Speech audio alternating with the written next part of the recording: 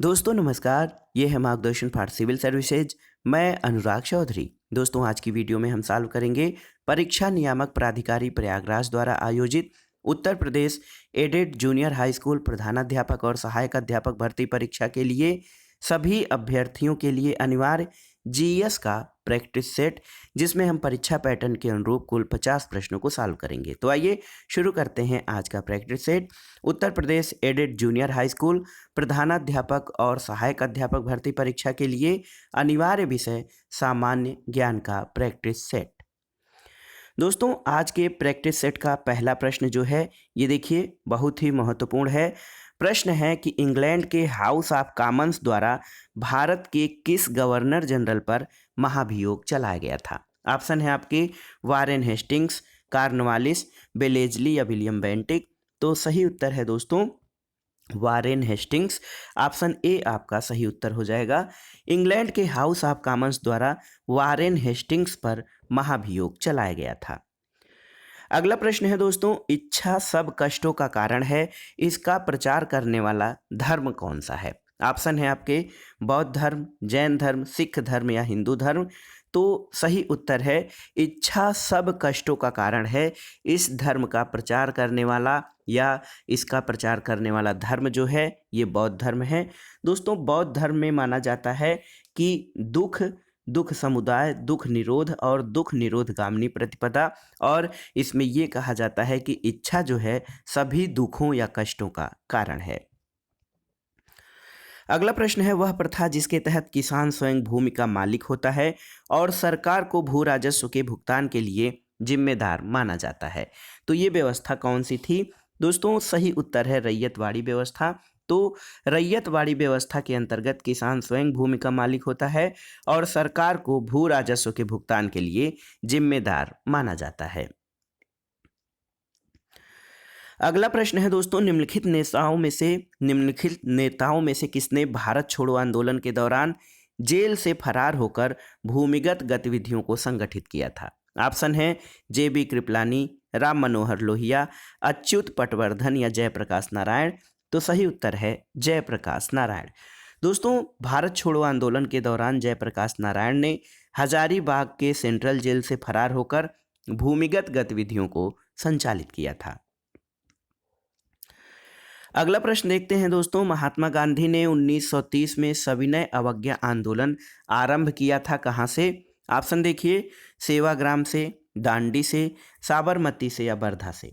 तो सही उत्तर है ऑप्शन बी दांडी से। महात्मा गांधी ने 1930 में सविनय अवज्ञा आंदोलन का प्रारंभ किया था। महात्मा गांधी 12 मार्च 1930 को साबरमती आश्रम से 78 सहयोगियों के साथ पैदल चलकर 24 दिनों में 390 किलोमीटर यानी 241 मील की यात्रा करके दांडी गुजरात के नवसारी जिले में स्थित गांव पर पहुंचे, जहां पर 6 अप्रैल 1930, देखिए ये तिथि बहुत ही महत्वपूर्ण है, 6 अप्रैल 1930 को उन्होंने नमक कानून भंग किया और यहीं से सविनय अवज्ञा आंदोलन का प्रारंभ हुआ था। अगला प्रश्न है 1905 में बंगाल विभाजन किस वायसराय ने किया था या किस वायसराय के समय में 1905 का बंगाल विभाजन हुआ। तो सही उत्तर है लॉर्ड कर्जन।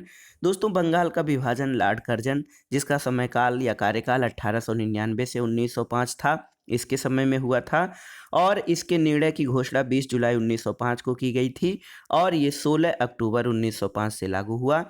वर्ष 1911 के दिल्ली दरबार में बंगाल के विभाजन को निरस्त किया गया था, लेकिन बंगाल विभाजन लॉर्ड कर्जन के समयकाल में 1905 में हुआ था। अगला प्रश्न है लंदन में इंडियन होम रूल सोसाइटी किसने प्रारंभ किया था। तो सही उत्तर है ऑप्शन डी श्यामजी कृष्ण वर्मा। दोस्तों 1905 में लंदन में श्यामजी कृष्ण वर्मा ने इंडियन होम रूल सोसाइटी की स्थापना की और इन्होंने ही इंडिया हाउस की भी स्थापना की थी। यहाँ से एक समाचार पत्र द इंडियन सोशियोलॉजिस्ट का प्रकाशन भी श्यामजी कृष्ण वर्मा ने किया था। अगला प्रश्न महत्वपूर्ण ग्रंथ है शिल्पाधिकारम। शिल्पाधिकारम ग्रंथ का लेखक कौन था, आपको बताना है। तो सही उत्तर है शिल्पाधिकारम ग्रंथ के लेखक इलंगो अडिगल थे। ऑप्शन ए आपका सही हो जाएगा। शिल्पाधिकारम ग्रंथ के लेखक इलंगो अडिगल थे। अगला प्रश्न है दोस्तों, यहाँ पर देखिए, मूर देश का यात्री इब्न बतूता किसके शासनकाल में भारत आया था, आपको बताना है।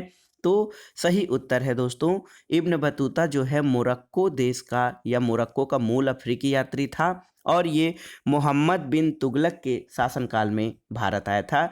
मोहम्मद बिन तुगलक ने इसको दिल्ली का काजी नियुक्त किया था। तो इब्न बतूता ये मूल रूप से मोरक्को का निवासी था और मोहम्मद बिन तुगलक के समय काल में भारत आया था। अगला प्रश्न है दोस्तों, मुमताज महल का असली नाम क्या था।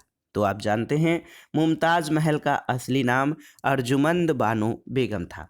आसफ खां की पुत्री अर्जुमंद बानो बेगम का विवाह मुगल बादशाह जहांगीर के पुत्र शाहजादे खुर्रम यानी शाहजहां के साथ हुआ और भविष्य में अर्जुमंद बानो बेगम मुमताज महल के नाम से प्रसिद्ध हुई थी। अगला प्रश्न है, बांग्लादेश अपनी सीमा को किस भारतीय राज्य से साझा नहीं करता है। ऑप्शन है आपके असम, त्रिपुरा, झारखंड या मेघालय। तो बहुत आसान सा है। देखिए, बांग्लादेश और भारत 4096 किलोमीटर लंबी सीमा रेखा बनाते हैं और भारत के असम, त्रिपुरा, देखिए असम, त्रिपुरा, इसके अलावा मिजोरम, मेघालय और पश्चिम बंगाल राज्य बांग्लादेश की सीमा से जुड़े हुए हैं, लेकिन झारखंड राज्य बांग्लादेश से सीमा नहीं बनाता है। अगला प्रश्न है दोस्तों, यूरोप के लोगों द्वारा श्रीलंका के किस पर्वत का नाम बाइबिल रॉक रखा गया था। ऑप्शन है आपके बटालेगला, गोंगाला, हन्न सगिरिया या नमुनकुला। तो आपको बताना है कि यूरोप के लोगों द्वारा श्रीलंका के किस पर्वत का नाम बाइबिल रॉक रखा गया था। तो सही उत्तर है दोस्तों बटालेगला। देखिए, बटालेगला जो पर्वत है, श्रीलंका के बटालेगला पर्वत का नाम बाइबिल रॉक रखा गया था यूरोप के लोगों द्वारा। अगला प्रश्न भूगोल से संबंधित है।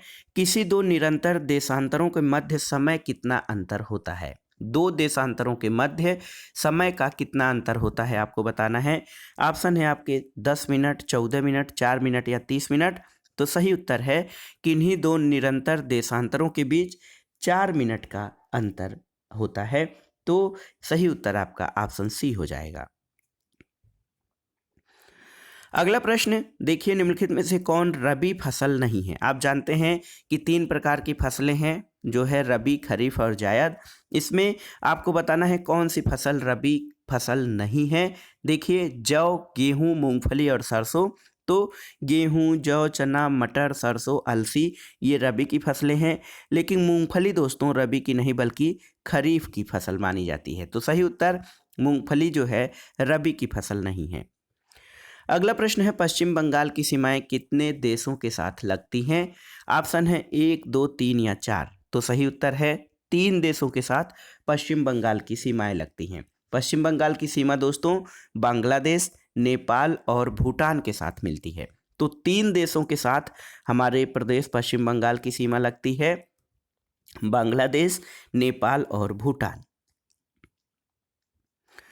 अगला प्रश्न है दोस्तों, भारत में 1 रुपए के नोट और सिक्के तथा छोटे सिक्के जारी किसके द्वारा किए जाते हैं। तो उत्तर है भारत सरकार द्वारा।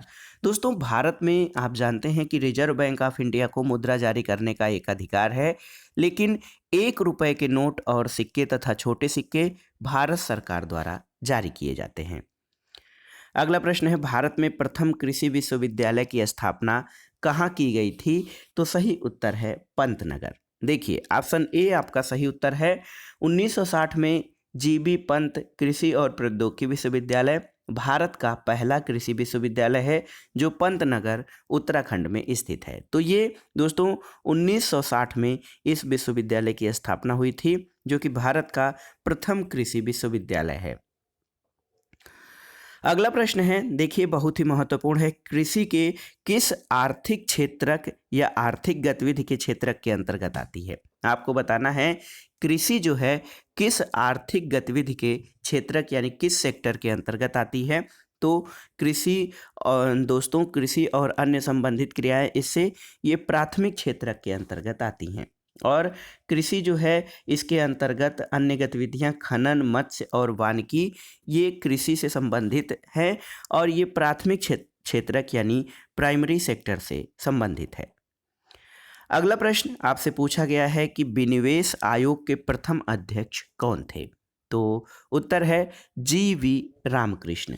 दोस्तों 23 अगस्त 1996, देखिए डेट याद रखिएगा, 23 अगस्त 1996 को जी.वी. रामकृष्ण की अध्यक्षता में प्रथम विनिवेश आयोग का गठन किया गया था और वर्तमान में विनिवेश आयोग का नाम बदलकर department of investment and public asset management यानी डीपैम कर दिया गया है। तो विनिवेश आयोग के प्रथम अध्यक्ष जी.वी. रामकृष्ण थे।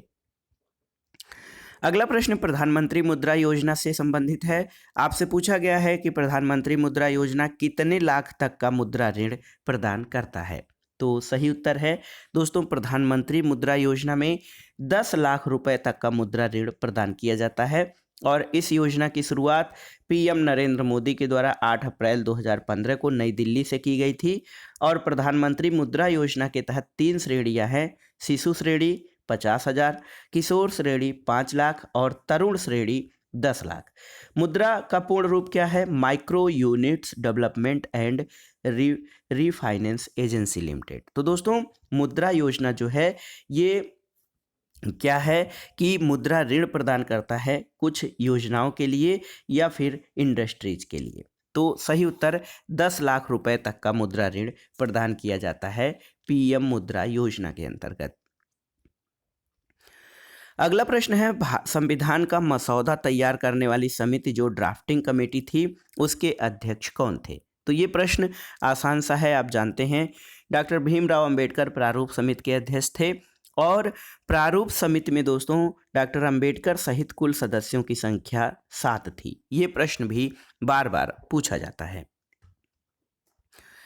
अगला प्रश्न है किसकी अनुशंसा पर भारतीय संविधान में मूल कर्तव्य यानी फंडामेंटल ड्यूटीज को जोड़ा गया था? तो सही उत्तर ऑप्शन बी है, स्वर्ण सिंह रिपोर्ट पर। देखिए दोस्तों सरदार स्वर्ण सिंह समिति 1976 की अनुशंसा पर भारतीय संविधान में अनुच्छेद 51 का जिसमें मूल कर्तव्य का उल्लेख है उसको जोड़ा गया था। जो मूल संविधान में हमारे मूल कर्तव्य थे उनकी संख्या 10 थी, लेकिन वर्तमान में मूल कर्तव्यों की संख्या 11 है। अगला प्रश्न दोस्तों राज्य व्यवस्था से ही राज्यसभा का अध्यक्ष कौन होता है? आपको बताना है कि राज्यसभा का अध्यक्ष कौन होता है। तो देखिए दोस्तों राष्ट्रपति, उपराष्ट्रपति, प्रधानमंत्री या लोकसभा अध्यक्ष। तो सही उत्तर है दोस्तों राज्यसभा का अध्यक्ष हमारा उपराष्ट्रपति होता है और संविधान के अनुच्छेद 89(1) के अनुसार भारत का उपराष्ट्रपति राज्यसभा यानी उच्च सदन का पदेन सभापति होता है। तो इस प्रकार राज्यसभा का सभापति एक ऐसा व्यक्ति होता है जो स्वयं उस सदन का सदस्य नहीं होता है। तो देखिए ये बहुत महत्वपूर्ण है, राज्यसभा का अध्यक्ष उपराष्ट्रपति होता है। अगला प्रश्न है निम्नलिखित में से किस राज्य में विधानसभा नहीं है? आपको बताना है। ऑप्शन है पांडिचेरी, गोवा, दिल्ली या लक्षद्वीप। तो सही उत्तर है ऑप्शन डी, लक्षद्वीप। दोस्तों पांडिचेरी, गोवा और दिल्ली में विधानसभाएं हैं लेकिन लक्षद्वीप में विधानसभा नहीं है। राज्य व्यवस्था से ही अगला प्रश्न भी है, संविधान के किस अनुच्छेद में संसद को संविधान में संशोधन करने का अधिकार प्रदान किया गया है? तो ये है संविधान के भाग 20 के अंतर्गत अनुच्छेद 368। दोस्तों संविधान के 20वें भाग में अनुच्छेद 368 संसद को संविधान में संशोधन का अधिकार प्रदान करता है। अगला प्रश्न है प्रकाशीय फाइबर। दोस्तों आपसे पूछा गया है कि प्रकाशीय फाइबर किस सिद्धांत पर कार्य करता है? ऑप्शन है अपवर्तन, प्रकीर्णन, व्यतिकरण या पूर्ण आंतरिक परावर्तन। तो सही उत्तर है ऑप्शन डी। दोस्तों प्रकाशीय फाइबर पूर्ण आंतरिक परावर्तन के सिद्धांत पर कार्य करता है। इसको हिंदी में टोटल इंटरनल रिफ्लेक्शन भी कहा जाता है। अगला प्रश्न है दोस्तों विद्युत बल्ब का फिलामेंट किससे बना होता है? आपको बताना है। तो सही उत्तर है विद्युत बल्ब का फिलामेंट टंगस्टन का बना होता है और रासायनिक तत्वों में कार्बन के बाद टंगस्टन का गलनांक सर्वाधिक होता है। विद्युत बल्ब का फिलामेंट टंगस्टन धातु का बना होता है। फिलामेंट को कांच के अंदर इसलिए रखा जाता है ताकि अतितप्त फिलामेंट तक वायुमंडलीय ऑक्सीजन न पहुंच पाए और इस तरह क्रिया करके फिलामेंट को कमज़ोर न करे। तो फिलामेंट या तंतु जो होता है वो टंगस्टन का बना होता है। अगला प्रश्न है, सिरका या विनेगर का रासायनिक नाम क्या है? तो उत्तर है दोस्तों, सिरका का रासायनिक नाम एसिटिक एसिड है, CH3COOH है, और इसका उपयोग प्रयोगशाला में अभिकर्मक के रूप में और अचार, चटनी आदि को सुरक्षित रखने में किया जाता है। अगला प्रश्न है, बेरी किस विटामिन की कमी के कारण होता है? तो B1। देखिए, बी से बेरी और B1 दोस्तों, बेरी रोग जो है विटामिन B1 की कमी के कारण होता है। अगला प्रश्न है, समांतर निषेचन होता है कहाँ पर? डिंब वाहिनी नली में, गर्भाशय में, ग्रीवा में, या आच्छद यानी योनि में। तो आपको बताना है कि निषेचन कहाँ होता है। तो सही उत्तर है डिंब वाहिनी नली में। दोस्तों, नर जनन कोशिका के शुक्राणु का मादा जनन कोशिका के अंडाणु से मिलने से निषेचन होता है और निषेचन क्रिया डिंब वाहिनी नली में संपन्न होती है। ऑप्शन ए आपका सही उत्तर है। अब आइए आगे बढ़ते हैं। अगला प्रश्न है दोस्तों हमारा करंट अफेयर से। दोस्तों, करंट अफेयर से भी प्रश्नों को पूछने की संभावना है, तो इसलिए आप इसे भी तैयार कर लीजिए। प्रश्न है कि किस पैरा एथलीट को टोक्यो पैरा ओलंपिक खेलों के लिए भारतीय दल का ध्वजवाहक चुना गया है? ऑप्शन है मरियप्पन थंगावेलु, सुयश जाधव, देवेंद्र झाझरिया या फरमान बासा।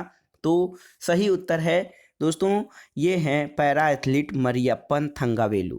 देखिए, ऑप्शन ए आपका सही उत्तर है। मरियप्पन थंगावेलु को टोक्यो पैरा ओलंपिक खेलों के लिए भारतीय दल का ध्वजवाहक चुना गया है और टोक्यो पैरा ओलंपिक खेल 24 अगस्त से 5 सितंबर 2021 तक आयोजित किए गए थे।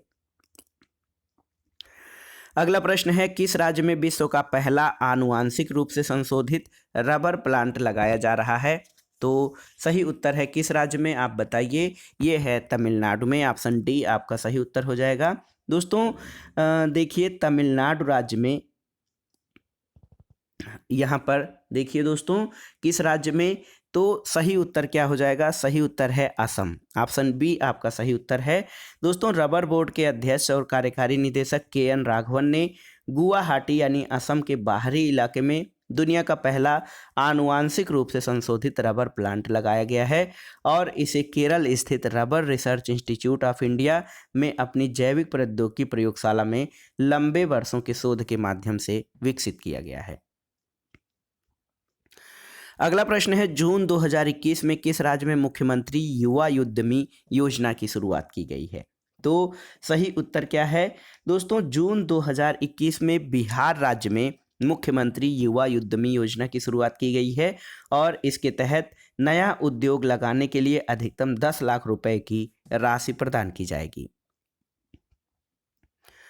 अगला प्रश्न है दोस्तों, जून 2021 में कौन सा गांव कोविड-19 के विरुद्ध 100% वयस्क आबादी का टीकाकरण करने वाला देश का पहला गांव बना था?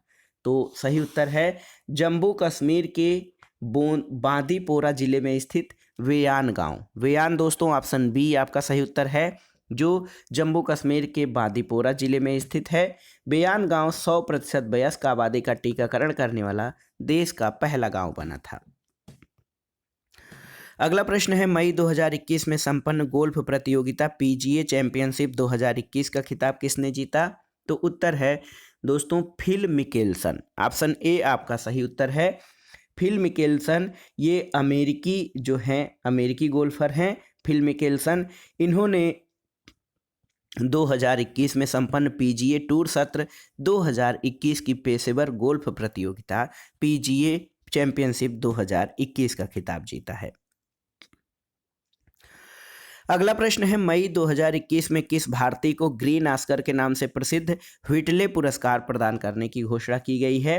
तो उत्तर है दोस्तों नागालैंड के प्रसिद्ध पर्यावरणविद नुक्लू फोम सहित 6 व्यक्तियों को व्हिटले पुरस्कार 2021 प्रदान करने की घोषणा की गई है और फोम को ये पुरस्कार नागालैंड में एक बायोडाइवर्सिटी पीस कॉरिडोर की स्थापना के लिए दिया गया है।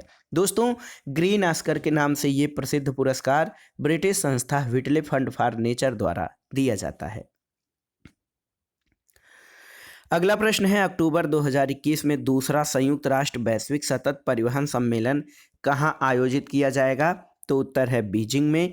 तो देखिए दोस्तों, 14 से 16 अक्टूबर 2021 के मध्य दूसरा संयुक्त राष्ट्र वैश्विक सतत परिवहन सम्मेलन बीजिंग चीन में आयोजित किया जाएगा और पहला सम्मेलन 2016 में अशगाबाद तुर्कमेनिस्तान में आयोजित किया गया था।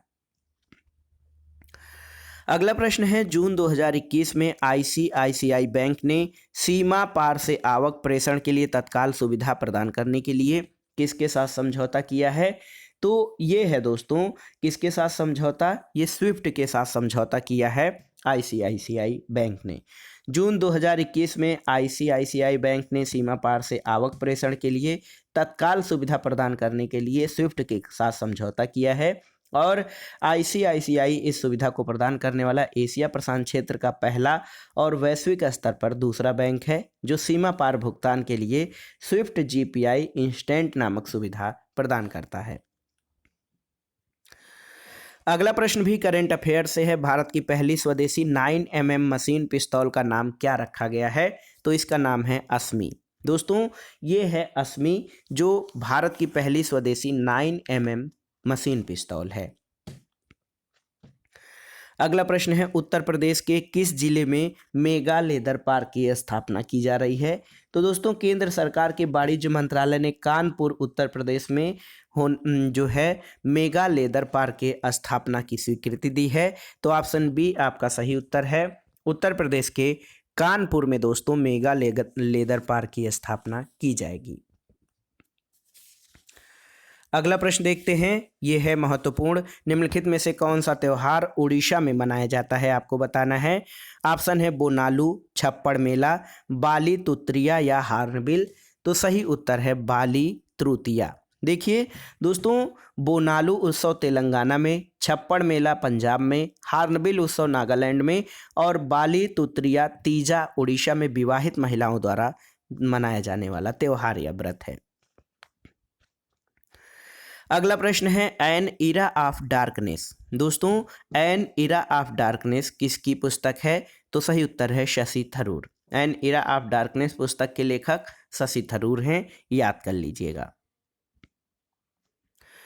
अगला प्रश्न है, कलकत्ता में भारतीय सांख्यिकी संस्थान यानी आईएसआई की स्थापना किसके द्वारा की गई थी? तो ये हैं दोस्तों भारत के महत्वपूर्ण सांख्यिकीविद पीसी महालनोबिस यानी प्रशांत चंद्र महालनोबिस के द्वारा कलकत्ता में 1931 में भारतीय सांख्यिकी संस्थान की स्थापना की गई थी और ये संस्थान सांख्यिकी का शिक्षण, सांख्यिकी में अनुसंधान और अन्य वैज्ञानिक और सामाजिक विधाओं में सांख्यिकी के अनुप्रयोग को कार्य करता है।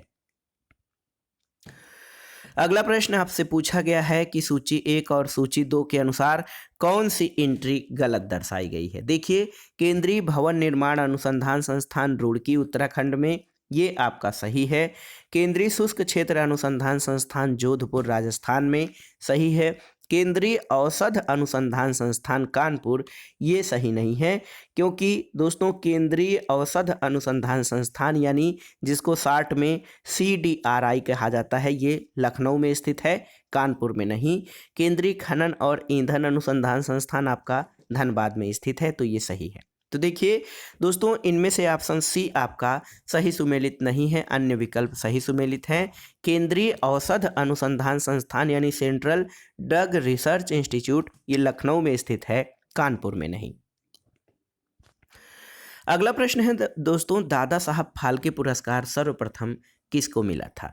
तो सही उत्तर है दादा साहब फाल्के पुरस्कार उन व्यक्तियों को दिया जाता है जिन्होंने सिनेमा के क्षेत्र में उत्कृष्ट कार्य किया हो और ये पुरस्कार प्राप्त करने वाली प्रथम अभिनेत्री और प्रथम व्यक्ति देविका रानी चौधरी थी, जिन्हें 1969 में ये पुरस्कार दिया गया था और 2019 का ये पुरस्कार रजनीकांत को दिया गया है।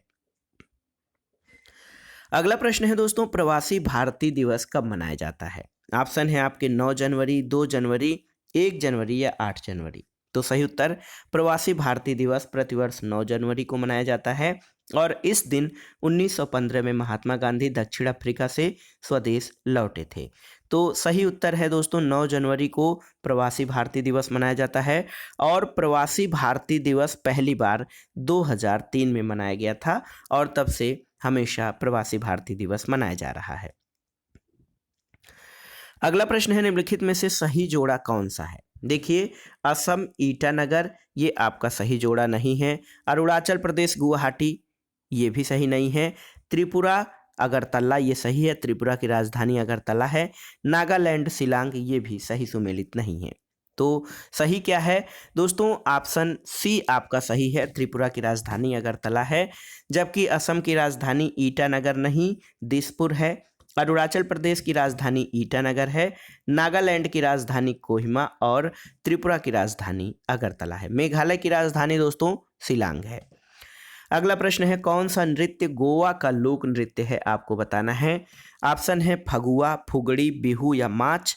तो सही उत्तर है फुगड़ी। फुगड़ी लोक नृत्य गोवा का है, बिहू असम का और माच जो है मध्य प्रदेश का लोक नृत्य है। अगला प्रश्न है दोस्तों कोडई कनाल किस पर्वत श्रृंखला पर स्थित है। कोडई कनाल जो है प्रसिद्ध पर्वतीय दर्शन स्थल है और तमिलनाडु में ये स्थित है। ये पश्चिमी घाट की पालनी पहाड़ियों पर स्थित है। तो याद रखिए कोडई कनाल प्रसिद्ध पालनी पहाड़ियों पर स्थित महत्वपूर्ण पर्यटन स्थल है। अगला प्रश्न और इस वीडियो का आखिरी प्रश्न है दोस्तों, दक्षिण भारत के प्रांतों की भाषाओं के वर्ग का सही चयन आपको करना है। देखिए यहाँ पर देखिए केरल का जो हो जाएगा दोस्तों सही उत्तर मलयालम हो जाएगा। तमिलनाडु में तमिल भाषा बोली जाती है। कर्नाटक में कन्नड़ भाषा और आंध्र प्रदेश तेलुगु भाषी राज्य है। तो सही उत्तर हो जाएगा दोस्तों 2, 4, 1 और 3। देखिए सही उत्तर 2, 4, 1 और 3 ये सही सुमेलित हो जाएगा दक्षिण भारत के प्रांत और उनकी भाषाओं का क्रम। तो ये था आज का वीडियो दोस्तों। जूनियर हाई स्कूल प्रधानाध्यापक और सहायक अध्यापक भर्ती परीक्षा के लिए सभी अभ्यर्थियों के लिए अनिवार्य विषय सामान्य अध्ययन, जिसमें हमने 50 प्रश्नों को सॉल्व किया। ये प्रश्न पत्र या ये जो प्रैक्टिस सेट है आपके आगामी परीक्षाओं के लिए बहुत ही उपयोगी होगा। आप इसको तैयार कर लीजिएगा। दोस्तों वीडियो आपको कैसा लगा हमें कमेंट बॉक्स में ज़रूर बताइएगा। वीडियो को लाइक करें, शेयर करें और इस चैनल मार्गदर्शन फॉर सिविल सर्विसेज को सब्सक्राइब करें। वीडियो देखने के लिए धन्यवाद दोस्तों। नमस्कार।